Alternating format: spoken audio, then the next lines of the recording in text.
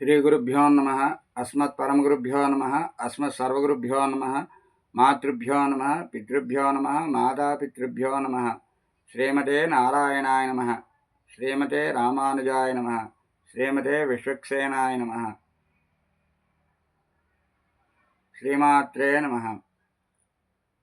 జ్ఞానానందమయం దేవం నిర్మలస్ఫటికాకృతిం ఆధారం సర్వవిద్యానాం హయగ్రీవం ఉపాస్మహే. శ్రీమాత్రే నమ.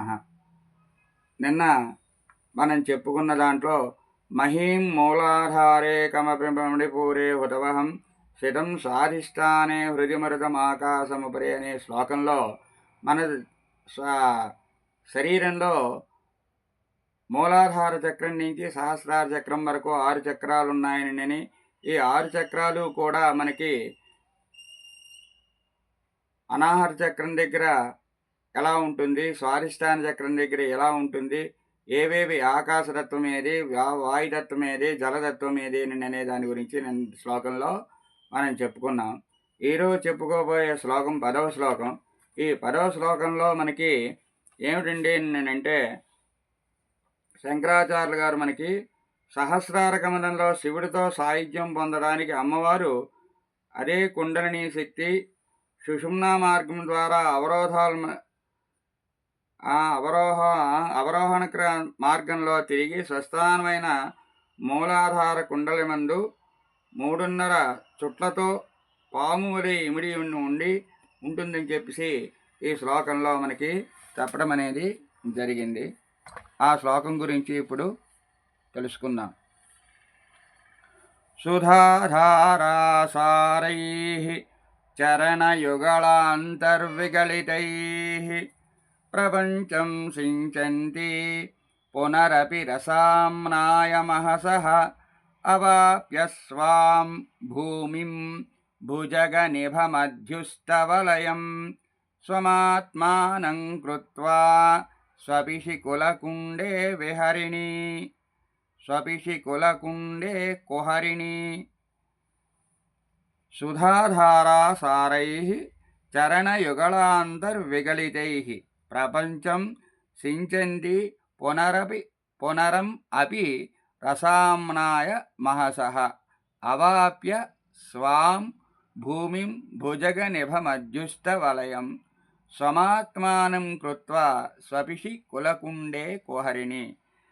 అమ్మ భగవతి చరణాంతర్యుగళితై చరణ పాదముల జంట యొక్క అంతః విగళితే మధ్యము నుండి స్రవించుచున్న సుధాధారాసారై అమృతధారలనేటటువంటి జడివానల చేత ప్రపంచం, ఈ ప్రపంచము మొత్తం 72,000 నాడుల ప్రపంచాన్ని, అంటే మన శరీరమే ఒక ప్రపంచంగా భావించడం అనేది జరిగింది. సించంతి తడుపుతూ, రస ఆమ్నాయ మహసహ అమృత రసమనే గుణమటి అతిశయించిన కాంతిగల చంద్రుని నుండి స్వాం తనకు సంబంధించిన భూమి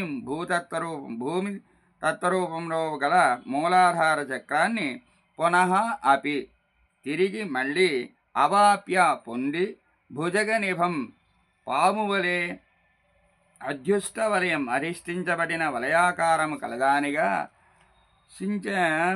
స్వాం ఆత్మానం తన సహజ స్వరూపాన్ని 2 పాదాల మధ్య నుండి కూడా కృత్వా చేసి పొంది కుహరిణి తామర పువ్వు యొక్క మధ్యలో ఉండే దుడ్డులోని సన్నని రంధ్రము వంటి కులకుండే మూలాధార చక్రములో పృథ్వీతత్వముతో స్వపిషి నిద్రిస్తావు. అంటే అమ్మవారు అక్కడ ఆ మూలాధార చక్రంలో చుట్టూ పాము వలె చుట్టుకొని అక్కడే ఆవిడ నివసిస్తున్నది అని ఎంత చక్కగా మనకి శంకరాచార్యులు గారు చెప్పారో అంత చాలా బాగున్నారు ఈ శ్లోకంలో. సుధాధారాసారై చరణయుగళాంతర్విగళితై ప్రపంచం సించంతి పునరపి రసామ్నాయ మహసః అవాప్య స్వాం భూమిం భుజగనిభమధ్యుస్తవలయం స్వమాత్మానం కృత్వా స్వపిషి కులకుండే కుహరిణి అని శ్లోకం ఎంతో చాలా చక్కగా చెప్పారు.